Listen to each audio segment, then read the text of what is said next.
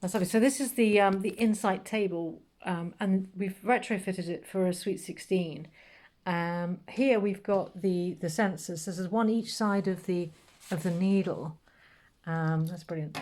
One each side of the needle, and that picks up how fast you're moving it. So you don't actually, unlike other methods of stitch regulation, like the true stitch, you're not having to sort of think about it. It's really quite intuitive.